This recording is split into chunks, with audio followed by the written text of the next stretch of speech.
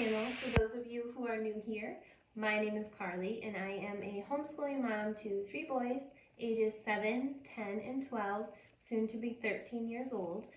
So for our homeschool, we do not do homeschool year-round in the sense that we finish our core curriculum books last week, so in May, and then we won't pick up the new ones until this fall in September. But with that being said, I still like to work on the boys' skills throughout the summer in different ways, fun ways, something that maybe relates to summertime or being outdoors.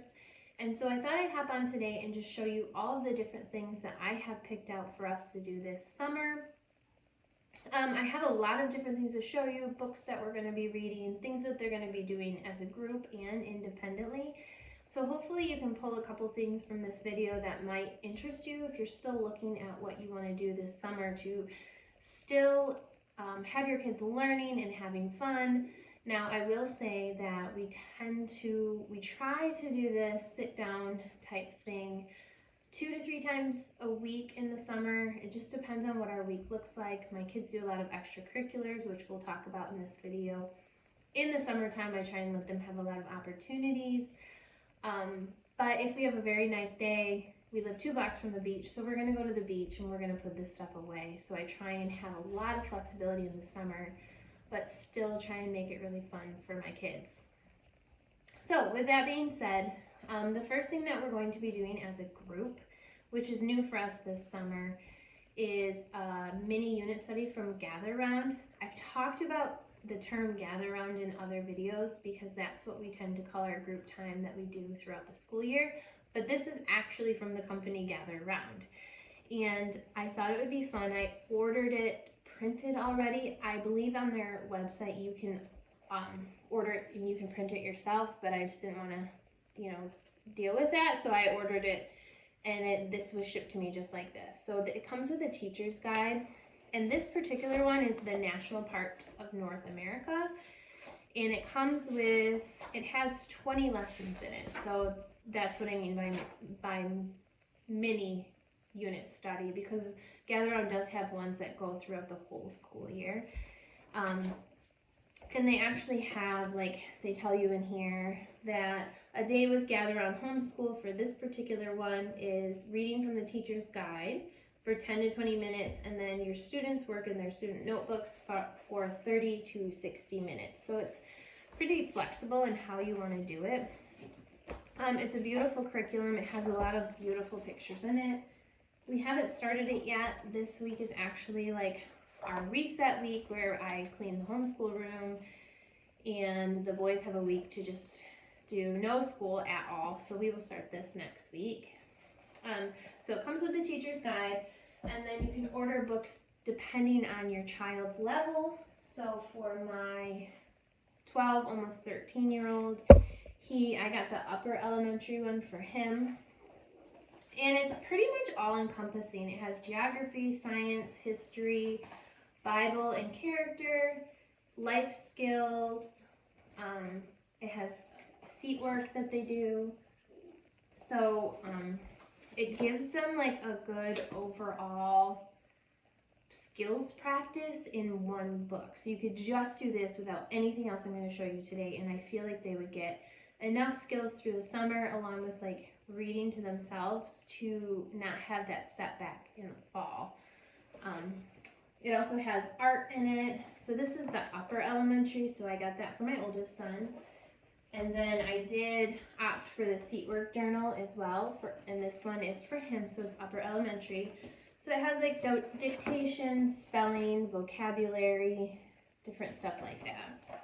And then for my middle son, who is 10 years old, he just turned 10, I got him the early elementary. He probably could have done the upper elementary, but I didn't want to pick something that was so challenging that they weren't having fun with it. So I kind of opted for the lower end of what I thought they were able to do, just so they're still getting skills, but they're not feeling overwhelmed and frustrated during the summertime.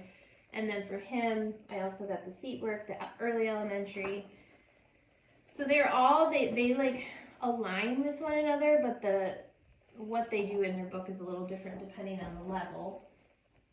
And then for my youngest, who is 7, and he is, he'll be in 2nd grade this fall, but as far as like language arts and reading, I would say he's more of like a 1st grade level. He's had some setbacks that have made it so that we're still working through 1st grade language arts. So for him, I got early reader, which honestly, this would probably be good for a 2nd grader too, in my personal opinion. So this is like his bigger book, and then they have the early reader seat work. With these are optional. Obviously, you can pick just the teacher's guide, or you can get the books along with it. So this one is manuscript, and then the older ones are cursive. And then it also comes with these character cards that we're going to be using, and so they have different Bible verses and pictures on them that you use throughout the curriculum. So it is faith-based, if you're curious. And if you go on the Gather Round website, they really have so many different options and like very cool mini unit studies, bigger unit studies. We've used them for Christmas and Thanksgiving before for their mini unit studies. So this is the first time using a summer one. So I'll put the link down below for their website in case you're interested in looking at their stuff more in depth. Okay, so that is what we're going to be doing as a group. That's like our core curriculum for the summer, I guess you could call it. But I also went and picked up from the Refined Schoolhouse, and I've done this for holidays before, is Baking with Books. And this is just something I purchased, I think it was $4.99, and you just print it off yourself. And this is really cute. So the books, I'm going to actually just check them out from the library, so I'm not going to be able to show them to you. But the books for the summer Baking with Books are Finding Wild by Megan Wagner Lloyd, Everything You Need for a Treehouse by Carter Higgins, and Then Comes Summer by Tom Brenner, and The Raft by Jim LaMarche. And then after you read each of these books, it has a recipe that goes along with the book that they give you. So you could do like one a week. It's not going to take like the whole summer to do, but it's just something fun. My kids really love cooking. So for this particular one, you're making funnel cakes, peach fritters, homemade ice cream, and cornbread. So I thought that would be just a fun little extra. We loved Baking with Books we did it for the fall, and then we did it for Valentine's Day, and it was a lot of fun. Okay, and then one more thing, and I'm not 100% sure that I'm going to do this, but I thought I would show you because it's definitely like on the table as an option, is we've used The Good and the Beautiful Science, and those ones are pretty in-depth for my youngest, and so I thought for the summertime, my boys are older, but they still really like these Science for Little Hearts and Hands, and we hadn't done the Sparks and Stars one yet, and I just happened to have it, so I have the parent guide, and then the big book of stories. And so I might do this with my 2 younger ones, just to do a little science unit over the summer, but something that's maybe not so rigorous and so in-depth. This is pretty easy to do and follow along with. They don't take a lot of time in your day. We did the space unit this spring, like the bigger one, but I thought it would be fun to piggyback on that and do the younger one, just to make sure my 7-year-old feels included and he's understanding the concepts and things like that. Okay, so what else? As far as read-alouds go, we are going to start with The Secret Garden, and I'll show you the stack of read-alouds that I think we want to do this summer. So I want to start with The Secret Garden, which I have the illustrated classic version of too, so that my younger one, all of my kids, they like the illustrated ones as well. So that'll be the first one we do, and then I wanted to show you, if you've never heard of Ruby Reads, they are an excellent company, and they do book posters, which is, I have both of them up behind me so that you can see them. So this is the first one, if you can see it. This one's for The Secret Garden, and then the other one is for the other book that I want to talk about. So you actually like write on those. They give you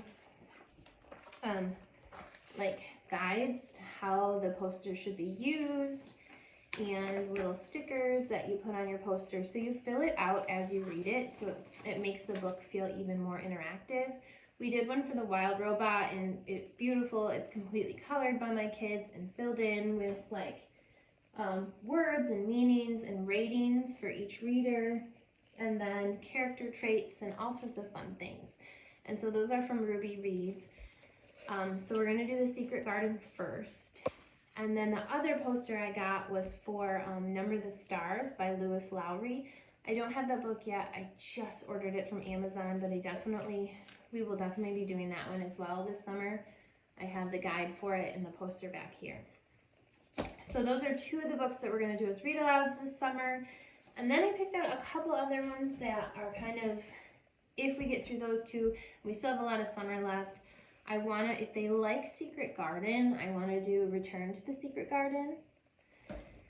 And then this one is Song for a Whale. This one particularly I really want to do because it's about a child who's born deaf and the struggles that she has related to that in sign language. If you don't know, if you haven't been following us for a while, my youngest son has a severe hearing impairment, and we are working through learning sign language right now with him, and so I thought this would be really fun for him to be able to relate to a character. And then the last one I have, this one is actually a World War II story. Two of my kids are really into World War II right now. So this one is called Operation Happy. So hopefully we'll get to that one as well. So those are some of the read-alouds. And then for my youngest, as far as reading aloud to him, obviously we'll be doing a lot of library books. But I also got this adorable Paddington Bear set that has a ton of them in here, and he's really into Paddington right now. So I'll probably read those, just him and I together. Okay, so also we will be doing, I did a couple different reading programs. So if you are familiar, if you have a Pizza Hut in your area, I would highly recommend signing up for their Book It program. It's a summer Book It program. And if you can set your child's goal, and then if they read that many books and you put it in the app, they get a free pizza, like kids pizza, once a month that you are able to manage on your own as the homeschool teacher. And so we'll be doing that reading program. And then our local Culver's is doing a reading program where if they read 15 books over the summer, they get a free kids meal. So we're going to be doing that. And then we also signed up for the Good and the Beautiful summer reading program, which they give free books out. And then they just give this little, if you're not familiar with it, a scene. And then so what you're supposed to do is as you read, you put stickers on, and there's no like reward after you read for this program, but it's really beautiful, and they give you free books. This year I actually didn't pick out any for my oldest because we had the books that were offered for his age, but I did get Violet in the Volcanoes, Alone in Iceland, which these are just ones that the kids can read independently. And then I got the one to go along with that, which is Violet in the Volcanoes, The Mysterious Manor. And then I think the younger one, it came with this book one flip and flop. But I went ahead and ordered a couple extras so I could get free shipping from their bookstore. So I got Flip and Flop Book 2, which this is my 7-year-old's reading level right now. So it's perfect for him. And then along with that, I thought this was cute. Tim in the Fish Shop, The Egg Stand. Again, my 7-year-old's reading level. And Tim in the Fish Shop, Tim and Anne. So those are all books that my younger two are going to probably read independently this summer. I know this is a lot, but I wanted to show you a lot of different options and a lot of things we're going to be doing. Okay, with that, I wanted to chat about core curriculum. So my older two are fully done with math and language arts, but I know as far as like homeschool kids go, sometimes they just don't finish their curriculum within the school year. And so that is perfectly fine, like you did nothing wrong. My child did nothing wrong, but I did just want to show you that my youngest, he had brain surgery when he was in preschool. So we're kind of slowly working through his books. And so he actually finished the level K language arts halfway through this year and then started level 1. So over the summer, him and I will be finishing level 1 language arts, just 1 to 2 a day. And so that way when he is in 2nd grade this fall, he'll be able to start the level 2 book because it matters to him. He wants to start the level 2 as a 2nd grader. So that's always an option. Just do a little bit over the summer and then they're that much farther ahead when you start your school year in the fall. So he'll be doing this with me, but my other 2 will not be doing their course books this summer. Okay, and then for my older 2, since my youngest will be working on that, I actually have showed this because I bought it last year at the homeschool convention, and my older 2 worked on it over the summer last year. It's from Exploration Education. They were one of the booths at the homeschool convention in Ohio, and it's a STEAM kit, and so it's all based on like engineering and building. It has like an online instructional course with it, and they got about halfway through it last summer, so they're going to continue to work on it this summer. It comes with like all of the stuff to build. This is all these like wooden piece kits, and it tells you like when to use it. And they will work on this together as just like an extra thing that they can do together. So yeah, the other thing that I wanted to show you is we're going to still be doing like our gather round basket is what we call it. It's not from the actual gather round company, but these are just some of the books that I plan to use over the summer. I love poetry, but sometimes we don't get to it. This one is a really fun one for the summer. It's called A Whale of a Time, and it's a funny poem for each day of the year. And I can link this down below if you're interested. I'll put it the link for Amazon because that's where I got it from. So we'll be doing a poem. And then we have Courageous and Bold Bible Heroes. We've done a couple of these series of books and the kids have always loved them. So you just read like about a different person every day. It doesn't take a lot of time. And then I have the Wild World Handbook Creatures. I thought this would be fun for summer. Again, I'll link it down below. And it just has a lot of cool little bits of information that are a quick read while you're doing your like morning basket or gather round time. And then we are still continuing to use this devotion as a group, The Wonder of Creation. We've read 2 other of his devotion, Louis Giglio. It's 100 more devotions about God and science.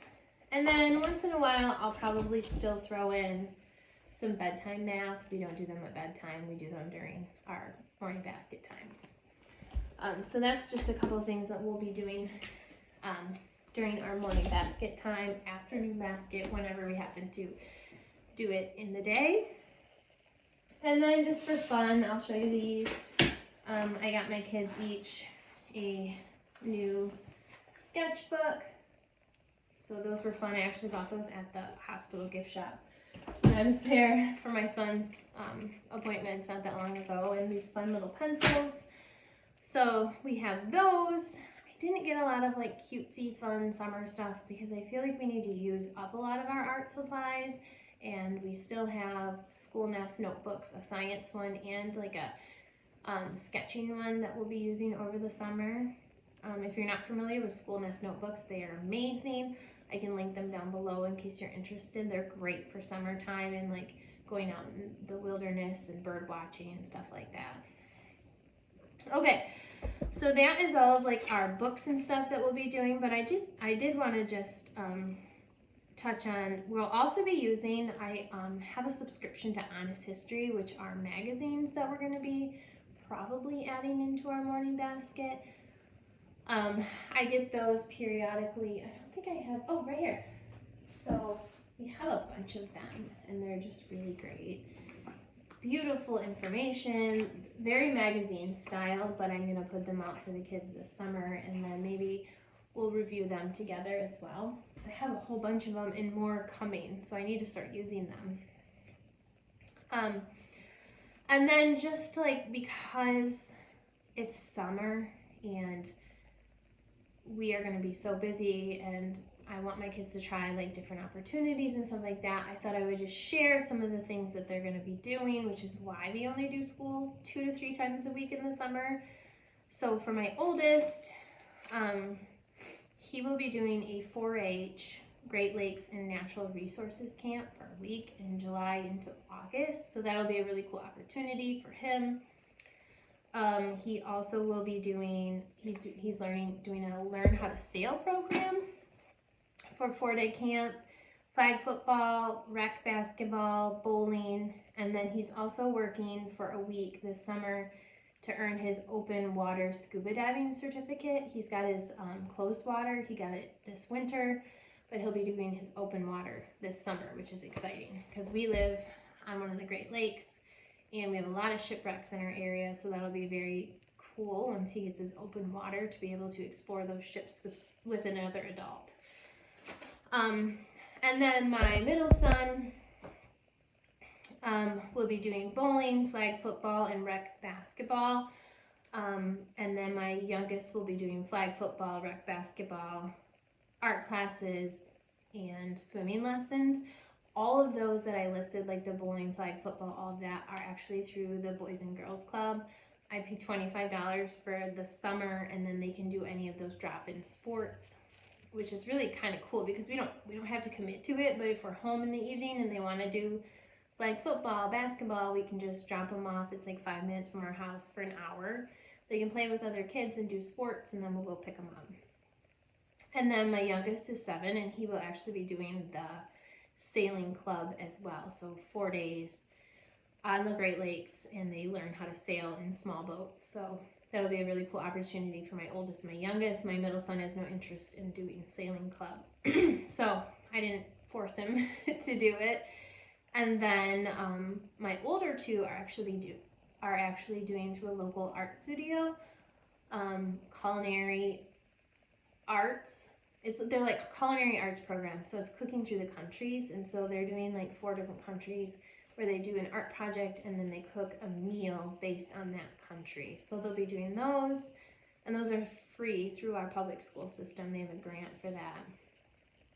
And then lastly, my older two are in Trail Life, which is like a Christian-based Boy Scouts program basically, and they're going to be doing a camporee for 4 days this summer, like where they go spend the night with all of their Trail Life friends. And then they're also going to be doing a full week engineering academy at our local air base through Starbase for like hands-on learning as far as like robotics and building rockets and different things like that. So those are like the extracurriculars they're going to be trying out this summer. Most of them were free through different programs, so that's why they have an opportunity to do so many.